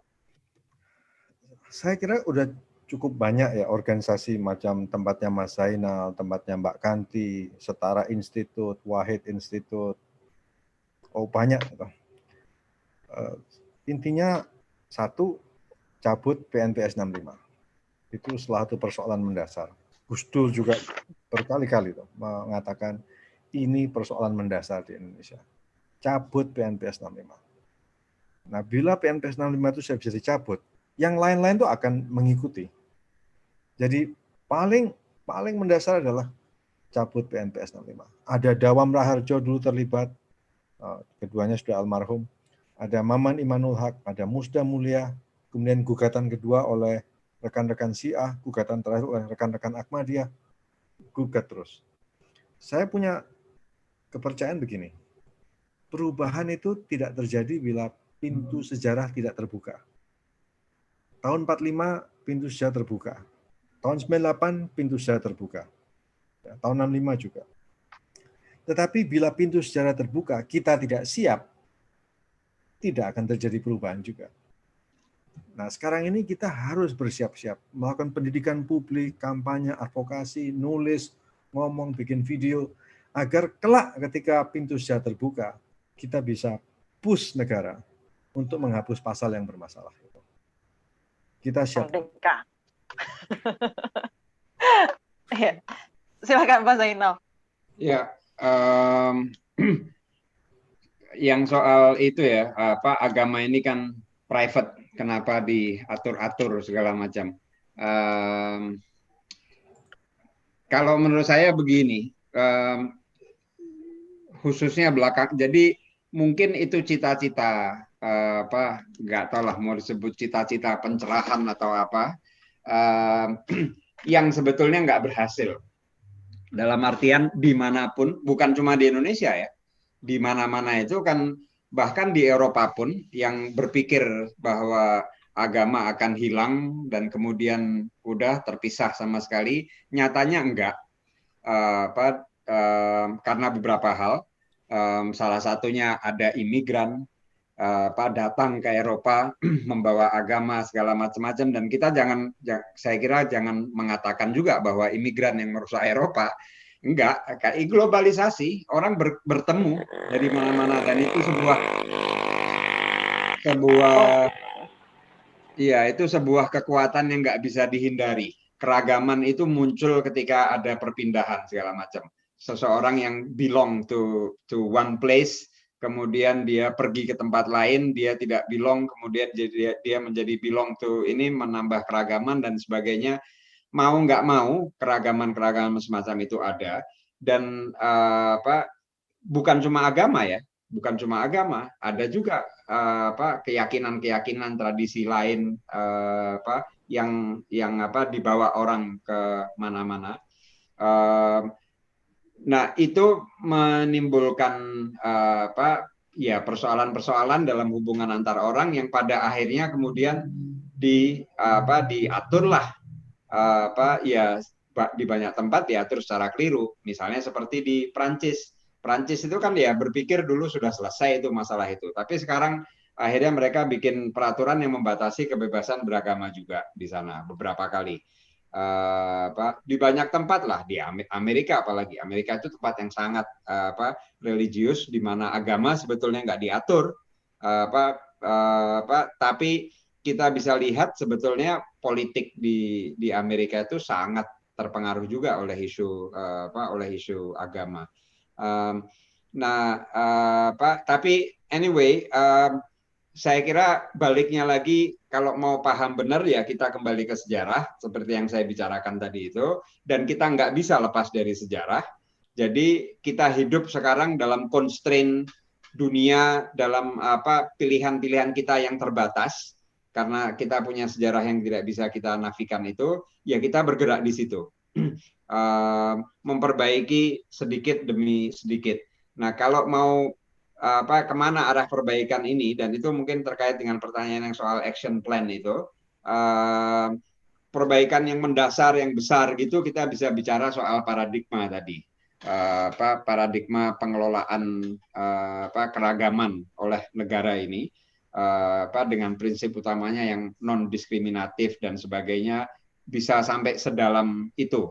Tapi mengubah ini nggak mudah. Seperti yang disampaikan Mas Andreas tadi, ya kita ada pendidikan dan sebagainya, kita bersiap ketika pintunya itu terbuka, muncul sudah, kita sudah tahu itu. Nah, sementara itu, ini persetujuan juga dengan Pak Andreas, tapi saya tetap mau sampaikan karena sebetulnya menarik bahwa saya dengan Mas Andreas ini latar belakang berbeda, belajarnya berbeda, bergeraknya berbeda, tapi punya kesimpulan-kesimpulan yang sama. Nah, di antara yang sama, itu menurut saya supaya kita tidak terlalu overwhelmed juga ya, melihat, waduh ini masalahnya kok besar banget, intoleransi di mana-mana gitu. Sebetulnya menurut saya bisa diisolasi. Kalau dalam peta saya, 3 persoalan besar yang kalau itu diselesaikan itu membuat dunia kita lebih cerah. Yang satu, persis yang disampaikan Mas Andreas soal penodaan agama. Itu betul-betul duri dalam daging. Dan sebetulnya itu di banyak tempat itu orang sudah punya alternatif kok. Bulan lalu itu kami bikin konferensi online yang cukup besar, 4 sesi internasional segala macam. Salah satunya untuk menunjukkan, mengundang orang dari luar, mengundang pelapor khusus kebebasan beragama dari PBB itu untuk mengatakan itu sebetulnya, bahwa di banyak tempat ini diakui ada problem. Dan salah satu pelapor khusus PBB yang untuk kebebasan beragama itu dia ngomong, pertanyaannya atau rasa ketersinggungan orang yang memunculkan blasphemy law itu legitimate. Jadi kalau orang tersinggung agamanya diejek atau apa, itu boleh dia tersinggung. Yang keliru itu bukan perasaan itu, tapi yang keliru adalah jawaban yang diberikan kepada itu. Kalau jawabannya adalah hukum pidana, keliru itu. Jawabannya adalah misalnya pendidikan, saling mengenal orang lain, segala macam gitu, supaya orang lain menghargai kita, kita menghargai orang lain, dan sebagainya. Nah, ini contoh bahwa sebetulnya ada alternatif-alternatif yang sudah dibicarakan orang banyak itu, jadi kita bisa. Jadi ini bukan sebuah problem yang tanpa ujung yang kita nggak tahu bagaimana menyelesaikan. Enggak, ada. Sebetulnya clear. Menurut saya dalam hal ini clear. Cuma terbuka apa enggak orang untuk mempertimbangkan itu.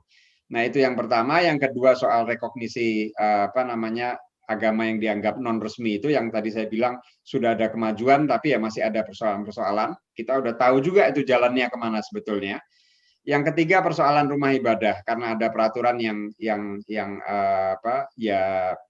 kurang baik, dan saya tahu juga ada koalisi masyarakat sipil yang sekarang secara serius berusaha mengadvokasi ini, karena dari sebagian dari pihak pemerintah ada yang mengatakan mau mengangkat status itu menjadi perpres atau bahkan masuk jadi undang-undang.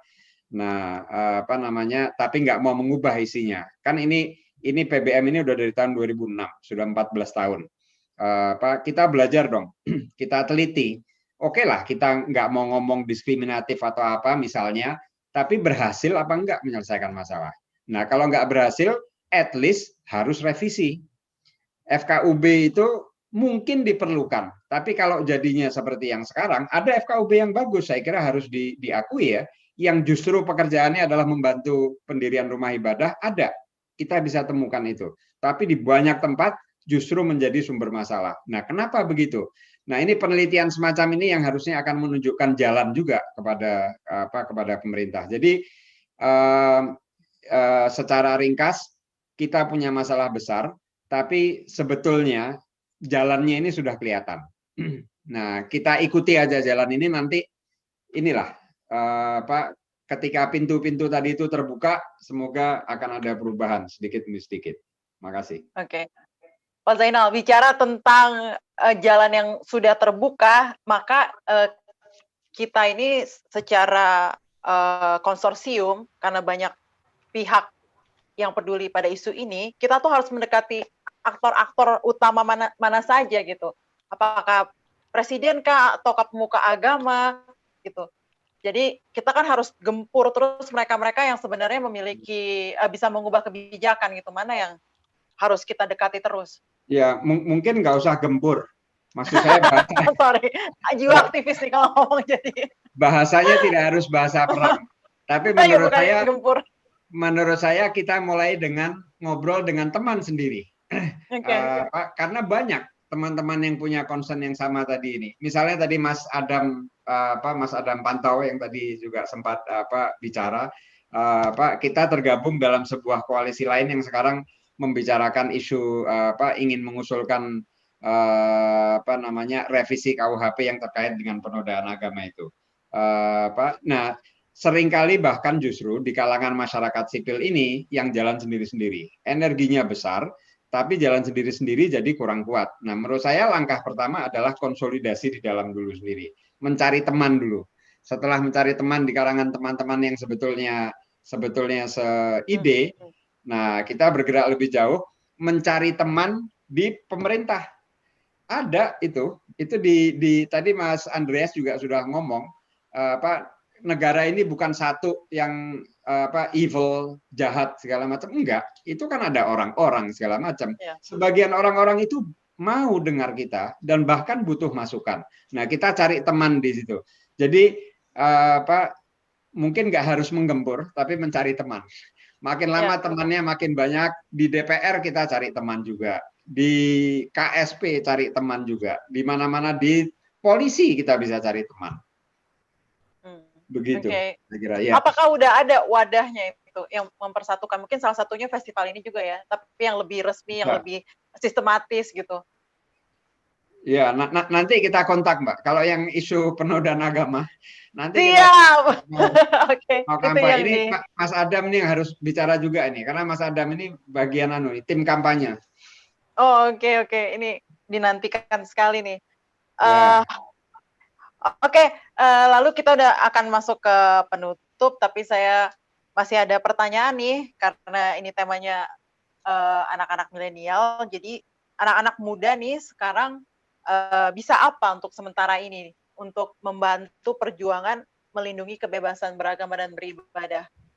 Silakan Pak Andreas dan Pak Zainal, dan mungkin sekaligus untuk closing statement-nya.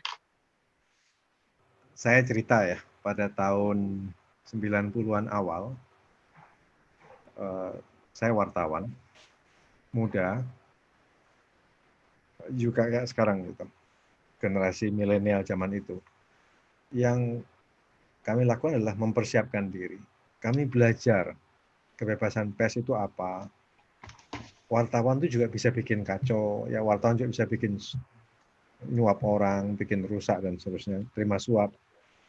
Tetapi dalam proses belajar itu kami tahu bahwa kebebasan pers itu penting. Ya kayak sekarang kebebasan beragama itu penting.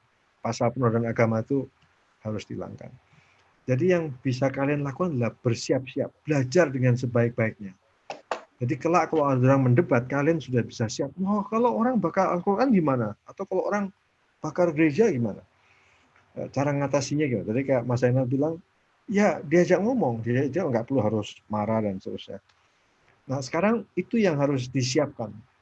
Mendidik diri sendiri, mendidik lingkungan kita, ya belajar soal hak asasi manusia. Sehingga begitu pintu secara terbuka, kayak tahun 98, kelompok-kelompok wartawan ini termasuk saya mendirikan Aliansi Jurnalis Independen, kami langsung minta, satu, surat izin terbit tidak boleh ada, karena itu akan bisa digunakan di Bredel. Kedua, kriminalisasi wartawan, dan seterusnya. Dan tidak sampai setahun setelah Soeharto mundur, itu dikabulkan. DPR membuat undang-undang pers baru tahun 99, yang sampai sekarang masih berlaku, dan kehidupan pers kita relatif baik. Ya. Jadi itu yang harus dilakukan sekarang, membuat kebebasan beragama kita, berkeyakinan kita, kelak setelah pintu secara terbuka, orang tidak ada lagi KTP di situ, agama, terus tidak ada pasal penodaan agama, terus kerukunan beragama tidak dipakai buat mendiskriminasi minoritas, siapkan dari sekarang. Juga, karena agama ini selalu terkait dengan soal perempuan dan LGBT, siapkan diri. Jadi persoalan diskriminasi selalu tiga sisi. Satu, agama, kedua, perempuan, tiga, LGBT. Siapkan diri sehingga kita sudah siap dengan pemikiran-pemikiran yang sebenarnya sudah diperdebatkan orang selama beberapa ratus tahun. Kita tinggal belajar, tinggal membaca dengan baik, sehingga tidak mudah untuk disesatkan oleh orang yang sebenarnya baru membaca lewat internet 1-2 tahun saja, belum baca buku. Siapkan diri. Karena Pak Andreas menyebut tentang pintu sejarah yang terbuka, saya melihat bahwa masa pandemi ini banyak sekali perubahan-perubahan yang tidak kita perkirakan. Apakah ini bisa salah satu pintu sejarah itu tadi, saatnya kita memanfaatkan momen? Harus melihat ekonomi. Sekarang ini baru krisis kesehatan. Ekonomi sudah mengalami penurunan, ya, kontraksi, inflasi, dan seterusnya. Tetapi belum sampai membuat makanan hilang dari pasar. Tahun 98 juga begitu. Mula-mula ada krisis keuangan, mata uang. Setelah itu krisis ekonomi. Tetapi begitu makanan, minyak goreng, lombok, beras, gula itu hilang dari pasar, orang mulai panik. Dan kemudian mereka menuntut perubahan. Karena saat itu tidak bisa dilakukan perubahan politik, terjadi krisis sosial. Krisis sosial celakanya jadi kekerasan. Nah, sekarang ini kita belum masuk ke bahan makanan hilang. Mudah-mudahan tidak sampai hilang. Tapi kalau sampai hilang, ya kita akan menghadapi krisis yang besar. Sudah 6 juta orang kehilangan pekerjaan. Dan entah berapa belas juta orang kehidupannya sudah terganggu karena PSBB, ya, karena lockdown dan seterusnya. Ini masa-masa yang sulit. Kalau kita nggak bisa melewati ini dengan tanpa kekerasan, celaka lagi kita. Oke. Pak Zainal, silakan. Ya, saya mengiyakan lagi Pak Andreas. Saya kira nomor satu mendidik diri sendiri, kemudian mendidik orang lain. Lalu tadi yang saya sampaikan cari teman, dan satu lagi harus sabar. Ini kuncinya. Maksud saya bisa menjamin saya bisa keliru dalam banyak hal. Tapi saya kira saya pasti tidak keliru dalam satu hal ini, yaitu bahwa persoalan yang kita bicarakan malam ini nggak akan selesai besok. Jadi besok akan ada diskriminasi. Tahun depan masih akan ada diskriminasi. 2 tahun lagi pasti masih ada. Ini bukan persoalan gampang. Ini persoalan yang jangka panjang. Nah, jadi harus siap-siap energi juga. Ini persoalan yang tidak akan selesai dalam masa Jokowi menjadi presiden. Nggak akan. Saya jamin deh, pokoknya nggak akan selesai. Jadi kita bisa berharap, kita memanfaatkan peluang segala macam, mau ada pemilu nanti memilih orang, tapi ini nggak bergantung pada satu orang, presiden, menteri atau siapapun menterinya, siapapun. Saya kira nggak semudah itu. Nah, jadi harus punya stamina tadi ini, tapi nggak usah takut ya, nggak usah ngeri. Waduh, kok susah banget. Enggak, seperti saya bilang tadi itu, kemenangan-kemenangan kecil itu sering muncul, ada itu. Itu dan itu yang membuat kita punya harapan terus ya. Seperti yang saya bilang, ada menang di sini di MK sedikit, nggak 100%, masih ada masalah juga, tapi kelihatan lah, oh ternyata ada ini, bisa ada perubahan di sini. Nanti di satu tempat lagi, di tempat lain, ya udah kita mulai dengan begitu, lalu jangka panjang ini. Begitu saya kira. Ya. Oke. Kalau tidak ada tambahan lain, saya akan menutup acara pada hari ini. Udah nggak ada lagi dari kedua narasumber? Cukup. Ya, baik. Saya mungkin akan sedikit menambahkan. Ya, saya juga menurut saya kalau dari segi hukum sebenarnya jika mau mengajukan suatu gugatan pidana dan mengatasnamakan suatu kelompok atau golongan, tentu harus dapat surat kuasa dengan komposisi representasi tadi, misalnya membawa atas nama umat Islam gitu. Umat Islam kan mayoritas 90% lebih orang Indonesia itu adalah beragama Islam gitu. Tapi selama ini orang-orang yang menyatakan diri sebagai perwakilan dari umat Islam pernah nggak sih sebenarnya membawa surat kuasa dari 90 minimal 20% umat Islam aja nggak ada gitu. Jadi sebenarnya dari segi hukum tuh tidak masuk sebenarnya jika mengatasnamakan umat Islam sebenarnya. Karena komposisinya tidak cukup mewakili gitu. Itu kalau tambahan dari saya. Dan teman-teman tadi begitu seru diskusi kita. Kita menjadi juga mungkin masih ketar-ketir juga nih bagi teman-teman yang tadi disebut kelompok kecil, tetapi jangan khawatir karena tadi yang seperti kedua narasumber sampaikan, sudah ada kemajuan, jalan perjuangannya ini sudah kelihatan semakin cerah gitu, dan yang bisa kita lakukan sehari-hari adalah menuju kemenangan yang besar itu adalah kita memberikan knowledge, kita menambah knowledge kita terus, menambah pengetahuan, belajar terus, mendidik lingkungan kita, saling mengenal, menghilangkan stigma. Kalau tidak kenal, maka bertanyalah, jangan tiba-tiba langsung membuat stigma-stigma tertentu begitu. Oke, itu saja dari saya, dan terima kasih sekali kepada para narasumber, Pak Zainal dan Pak Andreas, dan juga kepada para hadirin yang tetap setia mengikuti diskusi ini, dan saya kembalikan ke Mas Aan. Terima kasih. Baik, terima kasih Mbak Kanti, terima kasih Mas Andreas dan Pak Zainal Bagir. Ya, sangat seru diskusi kita malam ini. Saya banyak terima chat pribadi ya Mbak Kanti. Katanya ini diskusinya bermutu banget, menambah wawasan. Pokoknya banyak. Saya dari tadi tuh balas-balasin chat pribadi nih, ada yang ngechat pokoknya private ke saya. Katanya diskusinya sangat menarik, minta diundang lagi. Ya, terima kasih untuk menyempatkan waktu untuk bergabung. Itu salah satu buku dari Mas Andreas yang saya juga dikasih bulan kemarin tuh, dikasih langsung sama beliau. Nah, itu cukup mewakili banyak hal. Saya sudah baca. Terima kasih Mas. Nah, ini nih. Kemudian saya sampaikan kepada seluruh teman-teman yang sudah bergabung, diskusi kita ini akan kita lanjutkan lagi di bulan depan ya. 1 bulan ke depan nanti kita akan informasikan lagi, pantau Instagram Festival Kebinekaan, dan bagi teman-teman yang masih mau misalnya penasaran diskusi kita malam ini bisa dinonton di channel YouTube-nya Festival Kebinekaan. Sekian dari saya malam ini, sampai jumpa di lain kesempatan. Assalamualaikum warahmatullahi wabarakatuh. Terima kasih Pak Kanti, Mas Zainal. Ya. Terima kasih. Sampai ketemu lagi Mas Andreas. Terima kasih Bung Andreas. Terima kasih. Senang jumpa Anda lagi. Oh, ini banyak ada pengen ditanya ini sebenarnya, ada orang dari Pontianak ini tokoh Dayak nih ikutan. Pak Kristianus Atok. Terima kasih Pak Ato, Anda datang ke Ya, sini. nanti kita bertemu lagi ya. Terima kasih. Selamat Oke, malam. terima kasih semua.